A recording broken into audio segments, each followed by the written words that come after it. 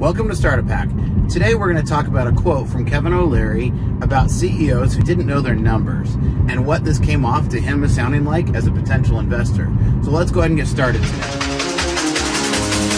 Welcome to StartupHakk. My name is Spencer Thomason. I am the CEO and co-founder of CleanRouter as well as many other products. Here are some lessons that I've learned building a successful business while challenging startup norms. My challenge is to push you to rethink startup success. Welcome to StartupHakk. All right, so let's go ahead and dig in. Let's talk a little bit about some of the numbers that every CEO should know. Now, again, this is going to differ for every single business, but Kevin O'Leary tells a story, and he says he had a few things about what makes a great pitch. The obvious ones, he says, are to speak concisely and explain how your skill set benefits your business.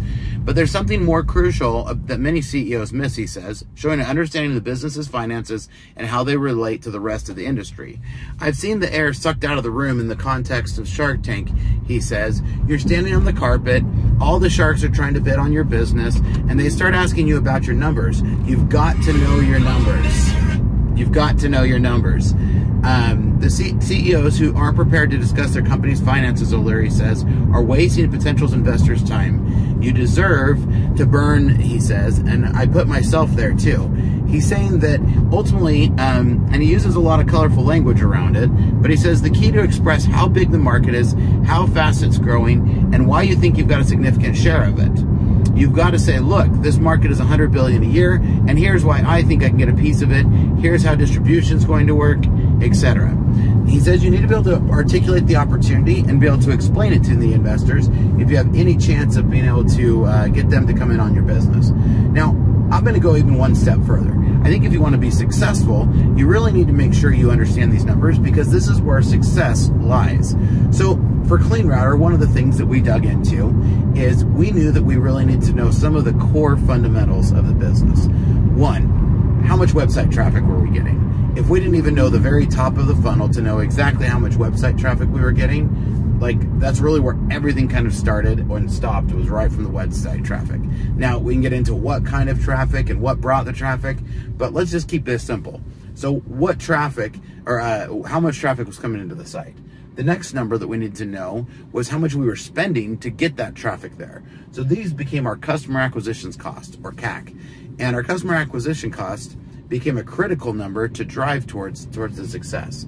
So then for every number of website visitors, how many sales did you get? So let's keep these numbers simple. Let's say that it took 1,000 website visitors to get one sale. And so this would be a 1% conversion rate. And so that conversion rate is derived from number of visitors, how many sales, your customer acquisition costs. So this becomes a very important number, and the number that you spent on advertising in order to get to that result. So this became an important number. Another important metric was the ability to then know how long your average customer lasted with the product. Now, some guesswork around this is okay, especially if you're a new product, but I would really encourage you to be honest, because if you say forever, that's not realistic.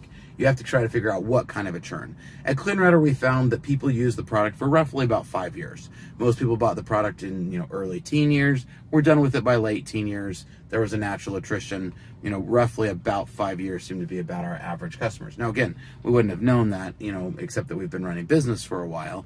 But, so those were some guesses. And so ultimately, at the same time, if it's forever, really to an investor, more than 5 years is pretty much forever. And so if you can articulate, hey, for 5 years, that sounds good enough to most investors, and it's also good enough for you as a business owner to be able to make those decisions. So now we figured out that based off that number and then what the average cost was, then we would, look at the average price times the 5, and that's what a customer was worth. That was our the value, lifetime value of a customer.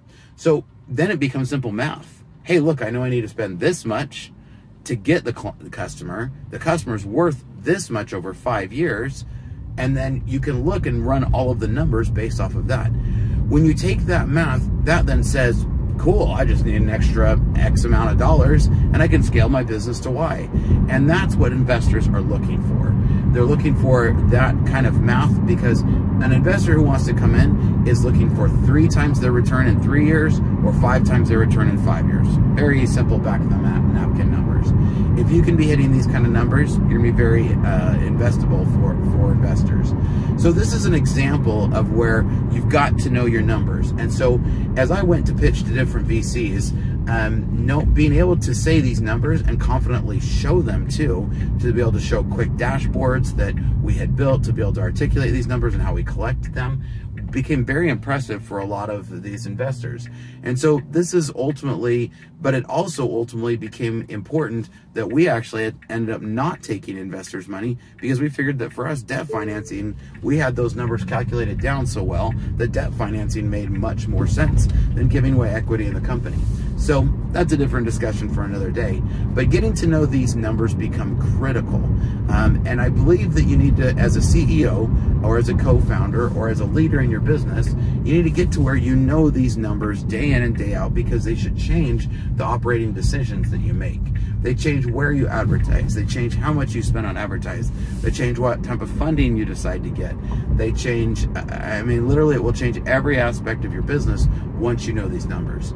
So I completely agree with Kevin O'Leary here. What he said, I think, is critical for every CEO and business owner out there. Make sure you get your CleanRouter to keep your kids safe online. Also, the CleanPhone is, we're making more improvements, so the latest version's out, and we continue to develop on it and continue to improve all of our products. And this is a huge belief of mine, is that continue to R&D, and we continue to build on these products and continue to add. And that's one of the great things about it, is once you get it, you get all those updates out in the field for both products. So make sure you grab your CleanRouter to keep your kids safe and your CleanPhones to keep them safe on the go. Thanks, and have a good one.